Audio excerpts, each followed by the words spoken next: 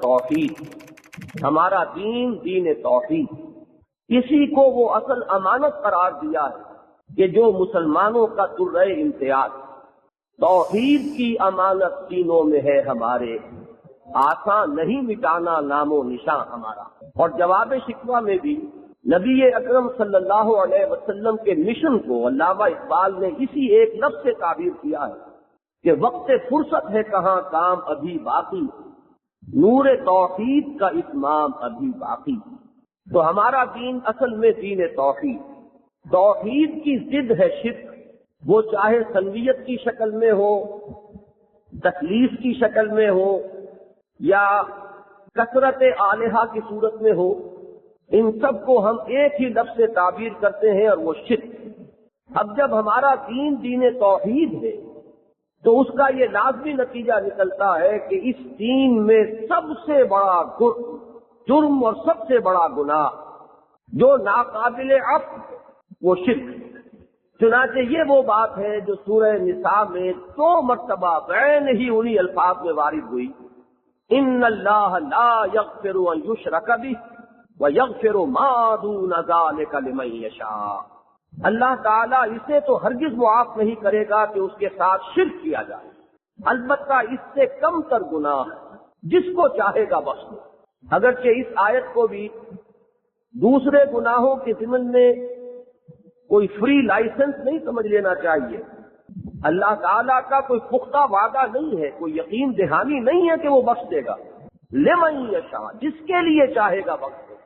لہذا یہ نہ سمجھا جائے کہ یہ کھلی چھٹی مل گئی ہے ہمیں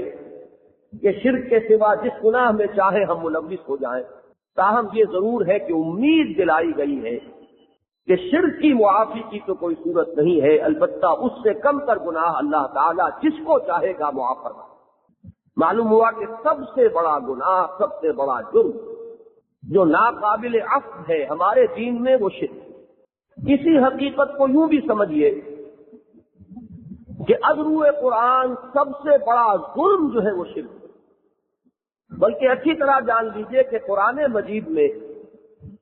جہاں بھی لفظ ظلم آتا ہے،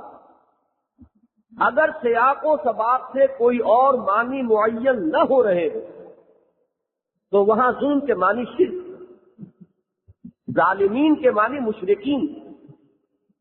چنانچہ جس آیت کے ضمن میں ہم یہ گفتگو کر رہے ہیں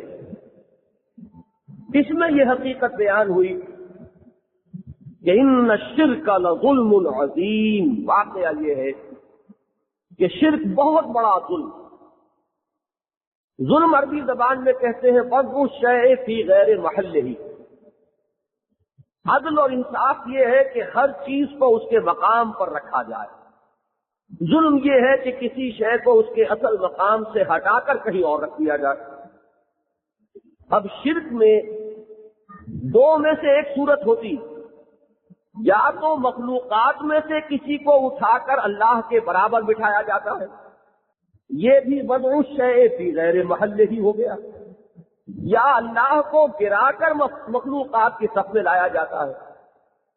یہ بھی وضع الشیء فی غیر محلہ ہی ہے۔ تو معلوم ہوا کہ ظلم کا سب سے بڑا مصداق جو ہے وہ شرک۔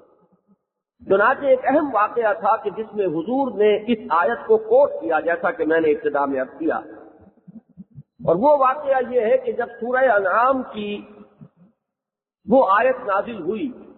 کہ ای الفریقین احق بالامن ان کنتم تعلمون، اگر تم جانتے ہو تو ذرا بتاؤ کہ دونوں گروہوں میں سے امن اور سکون اور اطمینان اور چین کا زیادہ حقدار کون ہے؟ ایک گروہ مشرکین ہے، ایک موحدین ہے، ایک صرف ایک اللہ کے ماننے والے، اور ایک وہ جو اس کے ساتھ اور بھی بہت سے معبودوں کو ماننے والے۔ ان میں سے حقیقی ذہنی سکون اور حقیقی قلبی اطمینان کا مستحق کون؟ یہ سوال کر کے، کوشچن پوز کر کے قرآن مجید اپنے ایک عام اسلوب کے مطابق خود جواب دیتا ہے۔ الذین آمنوا ولم یلبسوا ایمانہم بظلم اولئک لہم الامن وہم مہتدون۔ وہ لوگ کہ جو ایمان لائیں اور اپنے ایمان کو کسی ظلم سے ملوث نہ کریں، ظلم کا کوئی شائبہ پیدا نہ ہونے دیں، وہ ہیں کہ جن کے لیے امن ہے، سکون ہے، اطمینان ہے اور چین ہے، اور وہی ہے ہدایت پانے والے، اور وہی ہے منزل مراد تک جا پہنچنے۔ اس پر صحابہ کرام میں تشویش پیدا ہوئی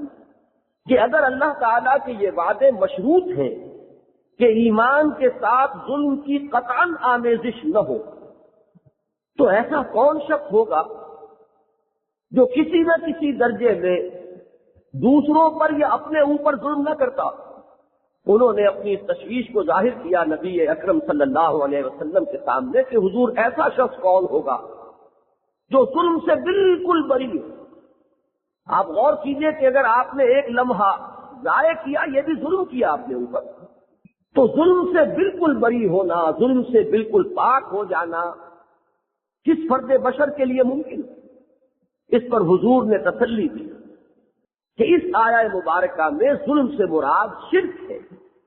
اور سورہ لقمان کی اسی آیت کو کوٹ کیا کہ تم نے یہ آیت نہیں پڑھی، وَإِذْ قَالَ لُقْمَانُ لِابْنِهِ وَهُوَ يَعِظُهُ يَا بُنَيَّ لَا تُشْرِكْ بِاللَّهِ إِنَّ الشِّرْكَ لَظُلْمٌ عَظِيمٌ۔ تو معنی یہ ہوئے کہ وہ لوگ جو ایمان لائیں اس شان کے ساتھ کہ شرک کی کوئی آمیزش نہ رہے، وہ ہے کہ جو امن کے مستحق ہوں گے، اور وہی ہے کہ جو ہدایت پر ہے، اور وہی ہے کہ جو اپنی آخری منزل مراد تک پہنچ سکے۔ عمر صاحب کے سامنے رکھ رہا ہوں، جب ہمارا دین دین توحید ہے تو اس تصویر کا دوسرا رخ یہ ہوا کہ یہاں سب سے بڑا جرم شرک ہے،